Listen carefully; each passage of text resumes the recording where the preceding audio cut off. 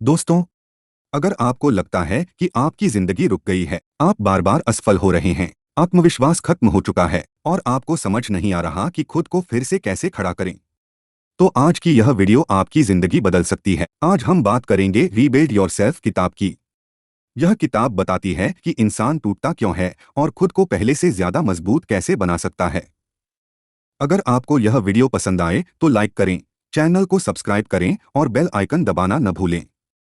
Video को अंत तक जरूर देखें क्योंकि आखिरी सीख आपकी सोच बदल सकती है। अध्याय 1, जिंदगी में टूटना क्यों जरूरी है।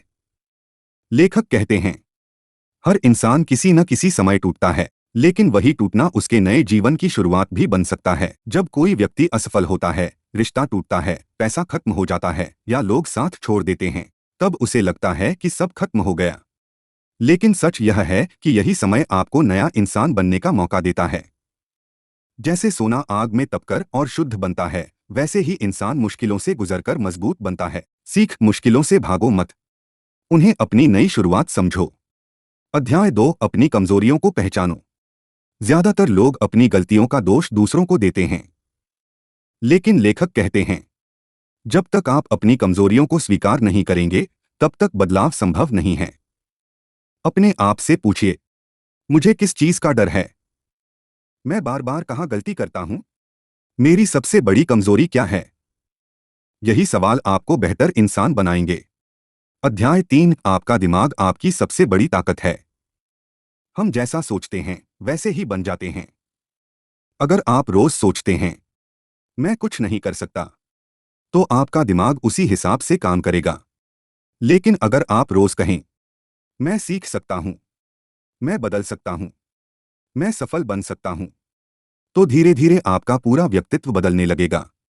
इसलिए अपने विचारों को बदलना सबसे जरूरी है।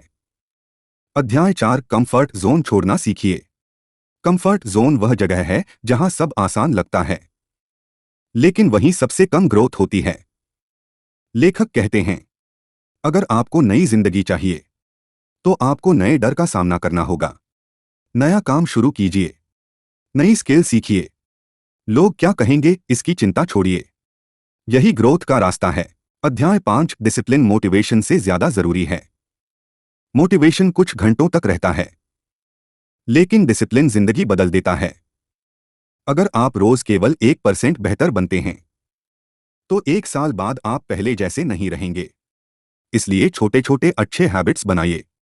सुबह जल्दी उठिए, एक्सरसाइज कीजिए, रोज किताब पढ़िए, मोबाइल कम इस्तेमाल कीजिए, अपने गोल्स लिखिए। अध्याय 6, इमोशनल कंट्रोल सीखिए। दुनिया आपको नहीं हराती, आपकी भावनाएं आपको हराती हैं। गुस्सा, डर, ईर्ष्या, ओवरथिंकिंग, ये सब आपकी ऊर्जा खत्म कर देते हैं। इसलिए हर परिस्थिति में शांत रहना सीखिए। रिएक्शन देने से पहले सोचिए। यही मानसिक ताकत है। अध्याय 7, सेल्फ रिस्पेक्ट बनाइए। अगर आप खुद की इज्जत नहीं करेंगे, तो दुनिया भी आपकी इज्जत नहीं करेगी। सेल्फ रिस्पेक्ट का मतलब घमंड नहीं होता। इसका मतलब है अपने सिद्धांतों पर टिके रहना। हर किसी को खुश करने की कोशिश मत कीजिए। ना कहना सीखिए। अपने समय की कीमत समझिए। अध्याय 8, सही लोगों के साथ रहिए। आप उन 5 लोगों जैसे बन जाते हैं जिनके साथ आप सबसे ज्यादा समय बिताते हैं।